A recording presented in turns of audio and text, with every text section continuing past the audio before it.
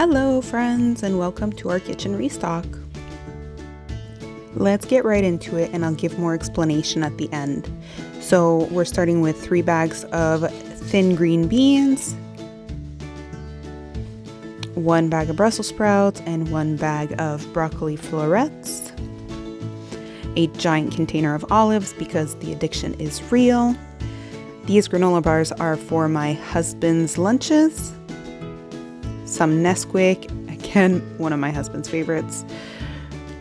We wanted to try these out. We saw them and they just looked really nice. We were not fans though, so I'm a little sad, but we did finish them.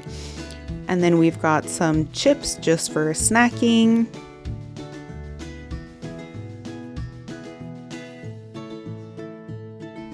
Three containers of frozen juice for my husband. These are lunch meats. Surprisingly, these had 25 grams more in per package, yet were about 20 cents cheaper. I got some sour cream, some lebne. These are definitely for me. I am the only one that eats both of these in the house. 4 cans of tuna, some Zabiha chicken bacon, 3 packages of that, and we got chocolate. They were on sale for $1.27, 2 packages of tomatoes and 2 pomegranates, 2 packages of sausages, some organic juice because my daughter was still getting over her cold, 2 convenience pasta sauces, some mustard, some ketchup because we were completely out in the house. And then you're gonna see that we've got some wings, some mozzarella stuffed chicken, 2 boxes of that, and some tandoori chicken burgers. Those were amazing. These meatballs were definitely a convenience item, but for some reason I just cannot make a meatball that stays together to save my life. We have 2 packages of 3-pack chickens from Costco, 2 giant bricks of Costco cheese in various flavors, some olive oil because I was completely out. We got that garlic sauce, those cheese crisps to try out, some sweet potatoes, bananas, strawberries, some beef better than bouillon, 3 mayos, 2 butters, sugar, eggs, 2 cabbages, which I got for $5.99. I was in shock. That's so cheap. I got these 2 packages of tortillas, 4-pack of cream cheese. This cheese was my husband's pick for the week. We got some seasonings because we were running low and we wanted to switch it up a little bit. Some milk, a box of croissants because you get twice the amount for just a little bit more than what you pay for in store. Some ice cream bars, 3 loaves of bread, 2 loaves of burger buns, and those are the eggs that I've already mentioned. Now, the croissants and the breads are definitely convenience foods, and we don't get them very often, but it was still too hot to start baking my own bread. Now, this is some chicken that we got from a lovely friend of ours. They gifted us some of their chickens that they had just butchered, and this is just a bunch of wingtips, bones that they had taken off of their chickens so that we can make some bone broth. And here's a look at what my fridge is looking like for this month. I have some leftover rice, that bread, some butter. I had that leftover dip, my lebne, those are leftovers in the back. We have our cheese and the juice that my daughter still hasn't tasted for some reason. She's been doing really well with her water. Our cheese section is a little big. That's a chicken for the next day. Some bread because our house is way too warm for leaving it on the counter. And this is what our fruit and vegetable drawer looks like for the month. I will be going back to the store here and there and trying to get some flash food boxes to refill when needed, but hopefully our budget will stay under $30 a week.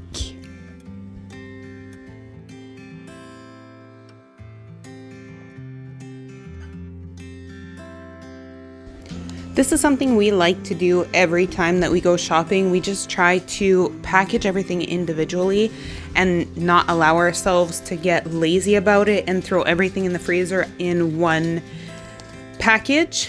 And here what I'm doing is I'm slicing my bacon in half and putting it in a Ziploc. I don't need individual Ziplocs personally. that's just a waste to me. But I do go ahead and I cut each one of them individually, making sure that I've sliced all the way through, put them in a Ziploc, take as much air out, and then pop those in the freezer for further use. I'm not sure if we're the only family that does this, but when our spices are getting low, or we don't really like a spice as much as we thought we would, or it's too small of a quantity to actually use on a whole chicken or on something that we have in mind, we just throw everything in one big mason jar and give it a good shake, and then it becomes its own thing.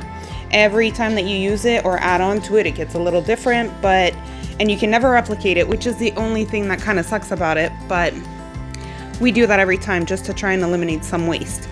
Now here I'm using some steak spice and that roasted garlic red pepper Clubhouse seasoning. I'm pretty sure I said that right. And I'm using about 1/4 cup per bag. I feel as though that's not too much for it to be considered a waste, and it's just enough to make sure that I've got enough seasonings to go all over my chicken. And then we freeze our chicken once properly seasoned.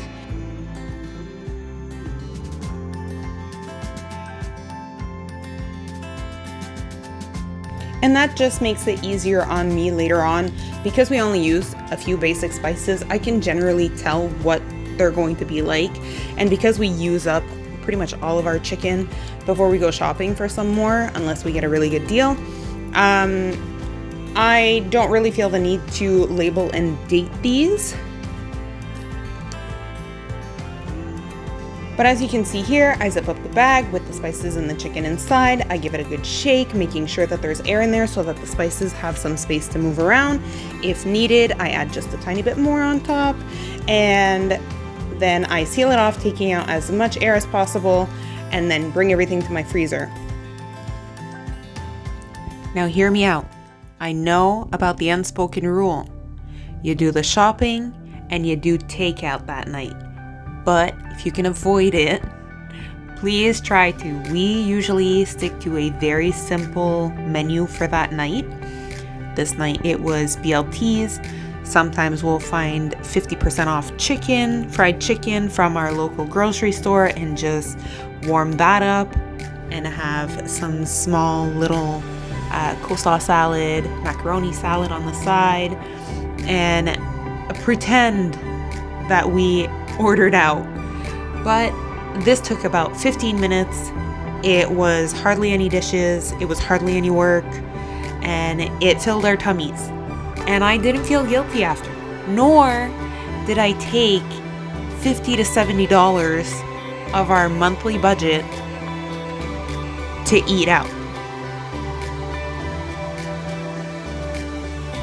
I feel like everybody's made a BLT before, but just in case, it's tomato, lettuce, bacon, and in my case, we added cheese. I find the bacon and cheese adds structural integrity to the whole sandwich because the cheese goes and holds your bacon in place. Now, you're gonna judge me for having cut my tomato in a bowl, but I prefer doing this than cutting it on a cutting board because it contains the juices. It's technically a plate with really high sides, so don't judge me too harshly, guys. I'm doing what I can to contain the mess. I got these really cute lids off of Amazon, and all you have to do is push down and they will keep your food fresh for like the same amount of time, and you're not using a bunch of cling wrap, which I am trying to avoid as often as possible. Well, thank you for supporting our small channel. This is about it for me. I hope you enjoyed the video. If you did, please don't be shy and like, subscribe, and share to somebody you think may enjoy this. See you next time.